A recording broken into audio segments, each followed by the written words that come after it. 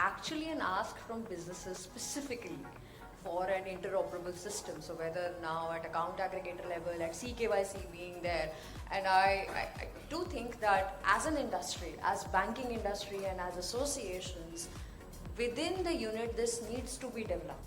We are tracked on two concepts, KYC and EDD, enhanced due diligence. So long as things are kosher, KYC is okay and CKYC is acceptable. The moment something goes wrong, there are questions on what is the EDD you did. And when you fail to justify, you are the one who goes in the dock. And therefore, there is again little acceptance. If a money changer gives the bank a counterfeit note which he gives to the student, it's a problem. Because it's very difficult to go back and hold that FFMC accountable. You don't know which counterfeit note was there, what is the note number, you won't know. You take 3 banks and you go through their policy of all the 3 different banks. There will be some points which are common, right? But the nuances of it, will always be different. And because of which, this entire activity will come to a standstill.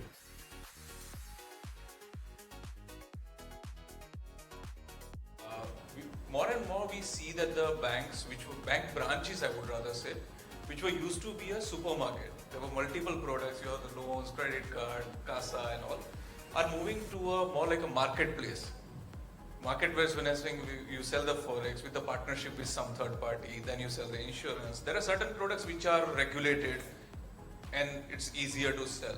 There are certain products which are not regulated. The example that we discussed was saying that I went to a bank branch, I gave the cash or I deposit the check and I said I want $1 for my travel requirement. So I did it.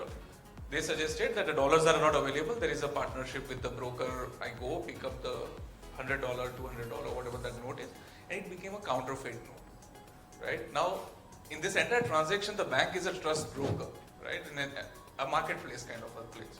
So how you handle that kind of pain points? If you're talking of third-party vendors as such, it is the job of the bank to do proper due diligence because the customer will only see the bank. The customer is not concerned of what is behind the bank, whether it's somebody doing data entry or somebody is doing something else or somebody. Even today, when BCs do due diligence, it is the responsibility of the bank, not the BC. Even if the BC is sponsored, that business correspondent is sponsored by the bank. So there has to be proper due diligence as far as any third party is concerned, right? Otherwise, the trust is going to have a problem.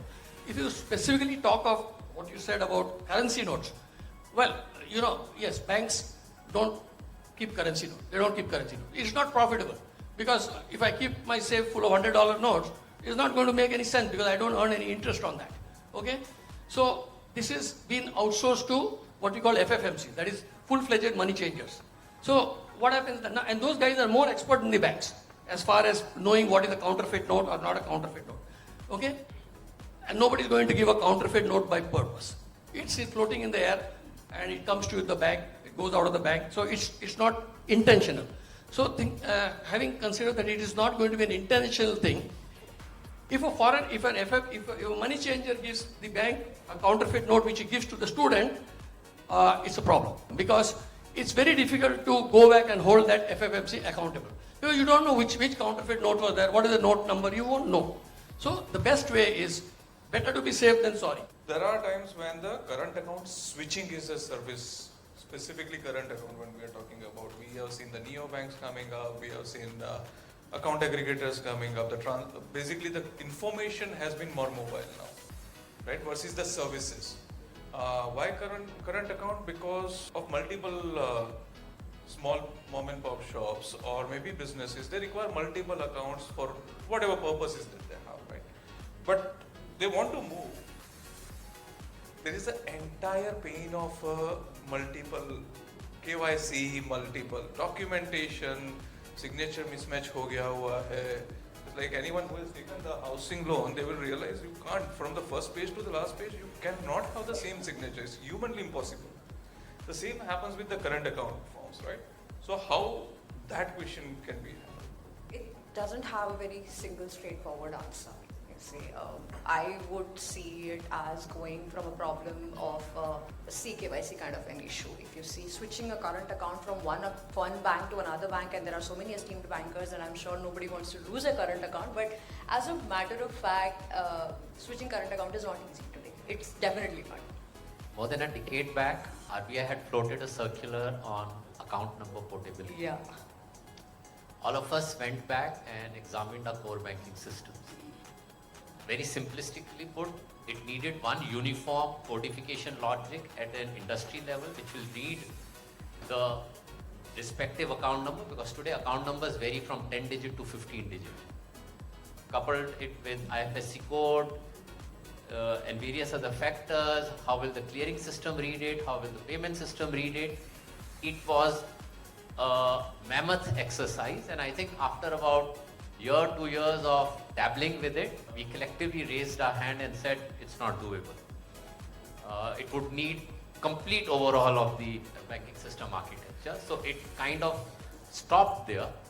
But if you move further, I mean, let's say even if that was possible, and CKYC has been there for many years as well, while insurance and asset management industry has picked up CKYC as a reference point for immediate and instant KYC updation, in the banking industry, I know there was a little lack of faith on using the CKYCR generated by Bank A and adopting it in the KYC manuals of Bank B.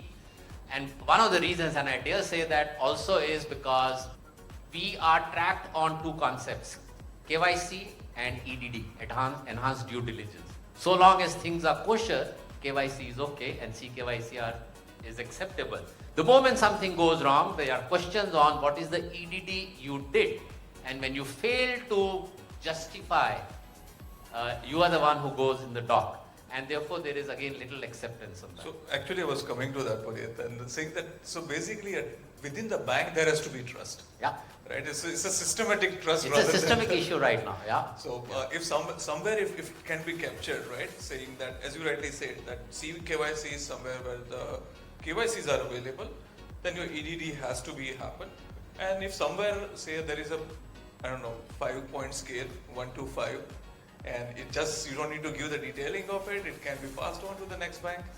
See, one needs to re-establish a very compelling use case to make it happen, and then probably the regulator can set up a fresh committee to examine it and see where it goes.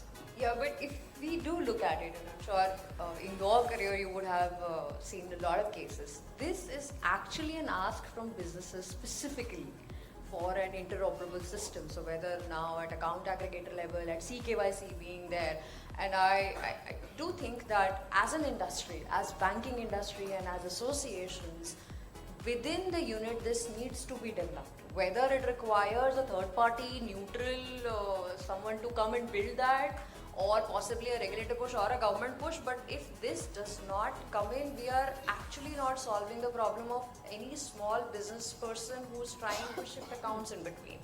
And again, then with that linked liquidity issues, cash flow issues, all of these get somewhere or the other affected. So I think we don't have an answer as yet, but it's a wide space for someone to build in. Just to add to it, RBC is there for everybody to read, right? But how the banks interpret and how does the risk management team and how does the compliance team interprets that. Today you take 3 banks and you go through their policy of all the 3 different banks. There will be some points which are common, right? But the nuances of it, will always be different. And because of which this entire activity will come to a standstill. Because how I interpret, because I would have some bad experience earlier in my life and I will continue to hold that in my mind and ensure that doesn't happen again, I will come out with a policy which is not in line with what the other banks or what this entire process will help us to achieve, right? So that is again, the uniformity in terms of how the banks interpret.